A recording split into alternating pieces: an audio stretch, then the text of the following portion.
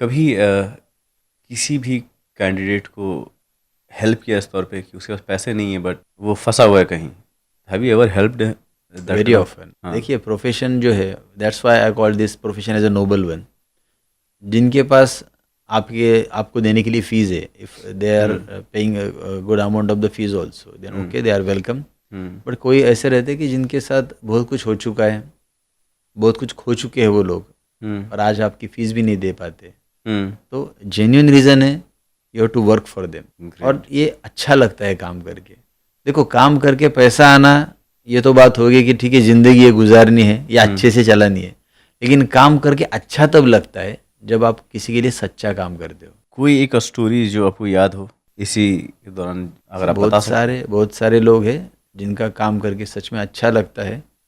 और अगर हम लोग देखें कि कभी कभी ये होता है ना कि अभी एक मेरे पास कुछ अलग केस था। The case was like that कि ऑपरेट हो चुका था आँखों का।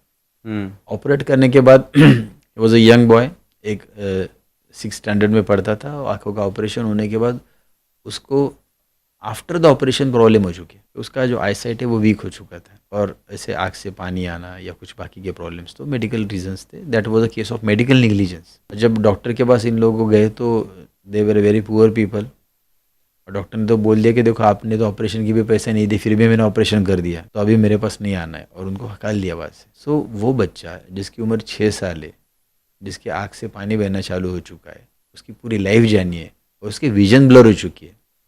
तो एट दैट टाइम जब मैंने वो डॉक्टर के साथ फाइट किया या मैंने केस फाइल की, तो they were not in a position to pay the fees also. लेकिन जब कोर्ट के डिसीजन के बाद उसका दोबारा ऑपरेशन हुआ, और तब उसने देखा कि उसका लॉयर कैसे दिखता है, and that was a very pretty moment for me. बहुत अच्छा लगा मुझे तब। क्या आप एक्सपेक्ट करते हैं कि आने वाले जनरेशन में जो भी न्यू लॉयर्स या एडवोकेट्स आ रहे हैं उनको इस तरीके से काम करनी चाहिए? क्योंकि इंडिया एक ऐसा कंट्री है सर जहाँ पे, एज आई मेंशन अर्लियर, कि लोग डरते हैं एक लॉयर को हायर करने में बिकॉज वो फ़ी नहीं दे पाए, इनका डर होता है उनको। अगर पैसे नहीं भी हैं तो केस लड़ाया जा सकता है, और आपकी बिरादरी में वकालत में है, उन्हें हेल्प करना चाहिए। जब आप काम करोगे और अच्छा काम करोगे, तब आपके पास हर तरह के क्लाइंट आएगी। तो कुछ क्लाइंट शायद आपको फीस दे पाए, और कुछ क्लाइंट अच्छी दुआ दे के जाए। सर, न्यू एडवोकेट्स और लॉ स्टूडेंट्स के बारे में अगर आपको कुछ सजेशन देना हो, वो अगर करियर स्टार्ट करने वाले हैं, कोई इम्पोर्टेंट सजेशन आपके थ्रू, तो वो क्या होगा? आजकल हम लोग देखते हैं जो इंटर्न्स आ रहे हैं, मतलब लॉ एस्पिरेंट से एडमिशन ले लिया, फिर कोर्ट में आना शुरू हो गया। The first thing they have to do is, आप एक बार देख लो कि आप प्रॉपर ड्रेस कोड में हो क्या। It's a very noble profession. आप कोर्ट में जाओगे, ठीक है, मोस्ट ऑफ द गर्ल्स के बारे में भी मैं स्पेशली बोल रहा हूँ आपको, कि आप एक बार चेक कर लीजिए कि आप इतने अच्छे प्रोफेशन में हो, तो you should be in a proper attire. जो आपका कोर्ट का ड्रेस कोड है, तो you must follow the same. ये पहली चीज़ करो। सेकंड चीज़ आप क्या करो कि लोगों को ये कब मालूम हो जाएगा कि यू आर अ लॉयर, जब आप प्रॉपर ड्रेस कोड में जाओगे तो लोगों को पता चल जाता है। इससे आपको खुद को फ़ायदा होगा।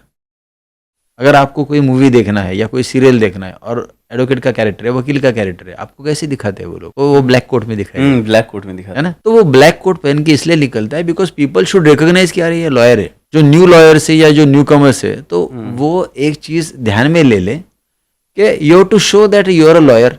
आप इस समाज में हो, आप लोगों की हेल्प करने के लिए हो, आप प्रोफेशनल हो, या आपको कोई बिजनेस करना है, what ever, it's a profession.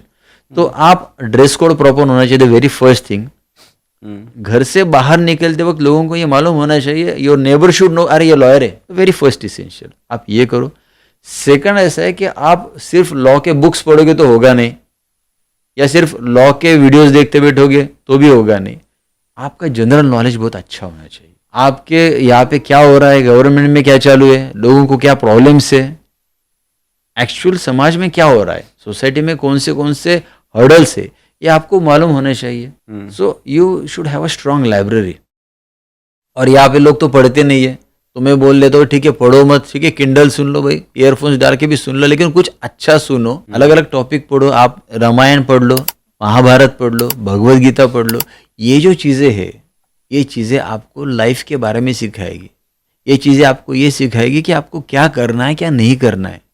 और ये एडवोकेट के लिए या लॉयर के लिए बहुत ज़रूरी है। अब छोटा सा आपको एक एग्जांपल देता हूँ मैं, बिकॉज अगर मैं कहने लग जाऊँ इस पॉडकास्ट में एडवोकेट आके बात कर रहा है कि रामायण पढ़ लो, महाभारत पढ़ लो, तो लोग बोलेंगे ये क्या बोल रहा है। बिकॉज क्या होता है ना कि जो भी सोर्स है, नॉलेज का सोर्स है या जो भी इंफॉर्मेशन है, so all these things are from the ancient history, ठीक है। तो उसका ना कोई ज़्यादा इंपॉर्टेंस जो है ना वो हम लोगों को मालूम होना चाहिए कि एक्चुअली ये क्या है। जैसे कि संस्कृत में कहा जाता है कि कर्मण्येवाधिकारस्ते मा फलेषु कदाचन। इसका मतलब ये होता है कि आप कर्म करो, आप आपका काम कर दो, आपका काम करने के बाद उसका रिजल्ट जो है उसकी अपेक्षा मत रखो, काम अच्छा करो। काम अच्छा करोगे तो रिजल्ट अच्छा आएगा। What every advocate should learn from this, मुझे मेरा काम अच्छा करना है। रात को सोते समय खुद को पूछ लो कि आज अगर मैं कोर्ट में गया था तो मैंने बेस्ट दिया क्या, अगर मेरे पास क्लाइंट आया था तो मैंने बेस्ट दिया क्या, अगर मैं पुलिस स्टेशन गया था तो मैंने बेस्ट दिया क्या। अगर आप आपका बेस्ट दोगे आपको बेस्ट रिजल्ट मिलेगा।